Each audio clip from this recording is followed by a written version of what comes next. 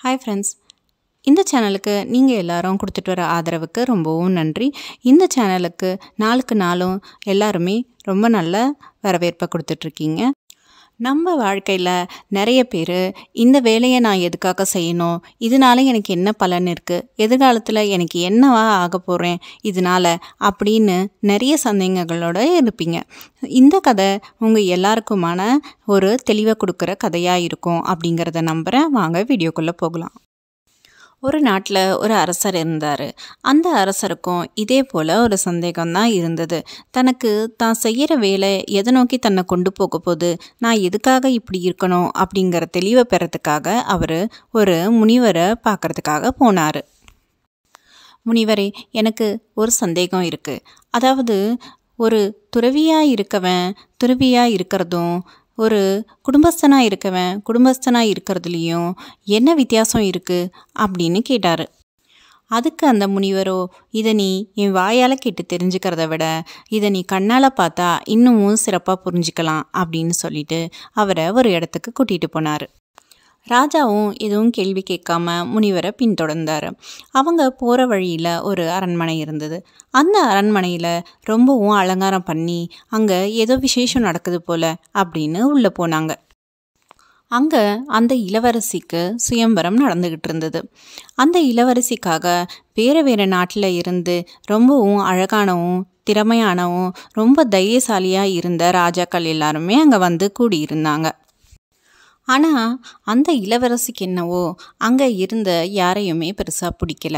ஆனால் அங்கே ஒரு இளம் துறவியும் வந்திருந்தார். அவரை பார்த்ததும் அந்த இளவரசிக்கு ரொம்பவும் பிடிச்சிருந்தது. அதனால் தான் கையில் இருந்த மாலையை அந்த துறவிக்கிட்ட எடுத்துகிட்டு வந்து போட்டாங்க. ஆனால் அதை பார்த்து துறவி ரொம்பவும் அதிர்ச்சி ஆயிட்டார். அந்த துறவிக்கு அதனால் ரொம்பவும் கோபம் வந்துடுச்சு. தான் கழுத்தில் இருந்த மாலையை தூக்கி வீசி எறிஞ்சிட்டாரு. அங்கேருந்து விறுவிறுன்னு வெளியே போயிட்டாரு. இதை பார்த்த இளவரசி என்னமோ கண்ணீரும் கம்பளியுமா என்ன செய்யறதுன்னு தெரியாமல் அதே இடத்துலையே நின்றுட்டாங்க. ஆனால் சுற்றி இருந்தவங்களுக்கெல்லாம் அந்த துறவி செஞ்சது சரி அப்படின்றது தான் மனசில் பட்டது.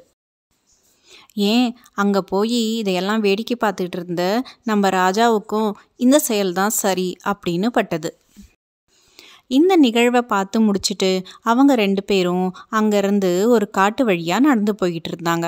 அப்போது அங்கே ஒரு மரம் தென்பட்டது. இருட்டின சமயம் ஆனதால் அந்த மரத்துக்கீழேயே அவங்க 2 பேரும் உட்காந்துட்டாங்க. அப்போது குளிரும் அடிக்க ஆரம்பித்ததால் முனிவரும் ராஜாவும் குளிரில் நடுங்க ஆரம்பித்தாங்க. அப்போது அந்த மரத்தில் ஒரு குருவி கூடு கட்டி இருந்தது. அந்த குருவி தன்னோட கூட்டுக்குள்ளே இருக்க குடும்பத்தோட நல்லா சந்தோஷமாக வாழ்ந்துக்கிட்டு இருந்தது. அப்போது அந்த குருவி கீழே இருக்க இந்த ராஜாவையும் முனிவரையும் பார்த்தது. நம்ம இடத்துக்கு யாரோ விருந்தாளி வந்திருக்காங்க அப்படிங்கிறத தெரிஞ்சுக்கிது. முதல்ல தன்னோட விருந்தாளிகளை ஆசுவாசப்படுத்தணும் அப்படின்னு அவங்க குளிரில் நடுங்கிட்டு இருக்கிறத முதல்ல நிறுத்தணும் அப்படின்னு சில குச்சிகளை அவங்க முன்னாடி எடுத்துகிட்டு வந்து போட்டது. அதை வச்சு அவங்க தீ மூட்டி கொஞ்சம் குளிர் காஞ்சிக்கிட்டாங்க. இப்போது இவங்களுக்கு பசிக்குமே, இப்போ நம்ம என்ன செய்யறது, நம்மக்கிட்ட இருக்கிற சாப்பாடை இவங்களுக்கு கொடுத்தா பத்தாது அப்படின்னு யோசிச்சது.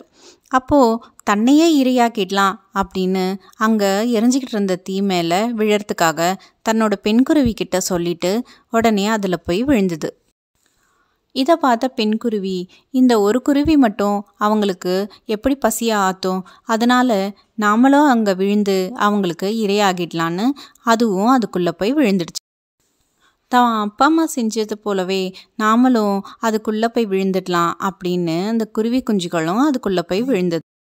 இதை பார்த்த ராஜாவுக்கு ஒரே அதிர்ச்சியாக போச்சு. இப்போது முனிவர் ராஜாவை பார்த்து, இந்த 2 நிகழ்வில் இருந்தும் உனக்கு என்ன புரிஞ்சது அப்படின்னு கேட்டார்.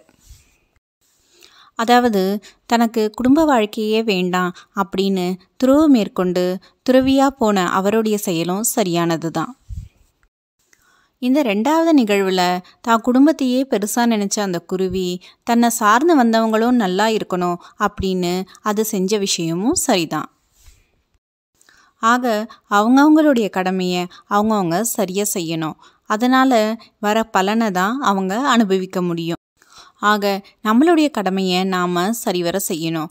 அந்த கடமைகளை சரியாக செஞ்சோன்னா நம்மளுடைய இலக்கை நாம் சீக்கிரமே அடைஞ்சிடலாம். ஓகே ஃப்ரெண்ட்ஸ், இந்த வீடியோ உங்கள் எல்லாருக்கும் யூஸ்ஃபுல்லாகவும் மோட்டிவேஷ்னலாகவும் இருக்கும்னு நினைக்கிறேன். உங்களுக்கு இந்த வீடியோ பிடிச்சிருந்ததுன்னா லைக் பண்ணுங்கள், ஷேர் பண்ணுங்கள், கமெண்ட் பண்ணுங்கள், மறக்காமல் சப்ஸ்கிரைப் பண்ணுங்கள். பாய்.